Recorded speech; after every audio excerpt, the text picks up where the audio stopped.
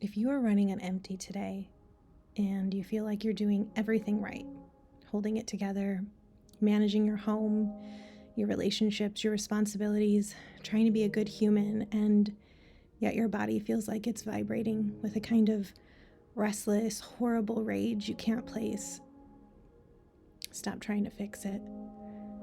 You aren't failing. You're just fried. And fried isn't a metaphor. It's a physical reality of opening up to more energy. It's what a human body feels when it's expanding its capacity. For as long as you can remember, you probably survived by turning down your own volume. You learned how to detach, how to float above the noise, how to swallow your own fire so it wouldn't cause a problem. You got so good at living outside your own body, going up into the meta layers of the mind that protected you from the nonsense by helping you try to make sense of it, that you forgot what it actually feels like to inhabit it without bracing for impact. And now, the system is crashing. The firewall is coming down. That anger and that exhaustion isn't a sign that you're broken or you're doing it wrong. It's the exact sound of your life force finally hitting the floorboards, demanding to come home, back into your body now. You don't have to figure it all out today. You don't have to justify why you're mad or why you're tired. Just let yourself drop into the body with all its unfamiliar and uncomfortable feelings, because landing back in your body tells you that you're safe enough now to stop holding yourself outside of yourself. Because here's what is actually happening beneath the panic. That exhaustion is running up against a growing, uncomfortable realization. The old box is too small to hold reality. You can feel that paradigm you built your life on isn't built on truth. The real truth that exists outside the arbitrary limits you were told to never cross. And because your mind-body connection has been offline for so long in order to maintain the lie, when your body finally starts screaming back to life, it feels terrifying. What on earth are you supposed to do with that? We ground it with hard data. You're probably terrified that you're making it up, that wanting a bigger reality is just a dangerous delusion because your social conditioning told you leaving the box is wrong. For many of us, choosing reality has even been called a sin that will theoretically steal your soul. But the truth is, standard human consciousness feels small and flat because of biological design, not moral failure. Neuroscientists and biophysicists studying consciousness through a non-local lens point out that the human brain is an evolutionary filtering valve, not a generator. It filters out roughly 99% of ambient electromagnetic and quantum data simply to prevent sensory overload. When you experience a bigger reality, high voltage pattern recognition across unrelated fields, deep energetic awareness inside your human interactions, or multidimensional understanding, you aren't hallucinating. You are opening the cognitive valve past the evolutionary filter. Your brain's default mode network, the ego structure keeping you locked in linear survival thinking, lowered its activity, allowing you to access the actual unfiltered telemetry of the universe. It is physically real data. Your hardware is just finally calibrated to parse it. If you are like I was, you might also be terrified of choosing hell by accident. Let's look at the thermodynamics of religious fear versus sovereign expansion.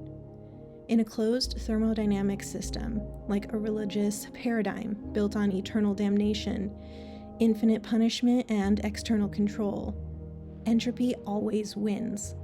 A system that requires you to spend 90% of your energy policing your thoughts, suppressing your anger, and maintaining a defensive posture against a fabricated, wrathful authority is a high-entropy, energy-draining sinkhole. And since everything in the universe is energy, frequency, and vibration, that energetic drain is a physical reality, not a metaphor. Nature does not run on infinite sadistic waste. From cellular biology to astrophysics, evolution moves toward higher efficiency, coherence, and integrated complexity.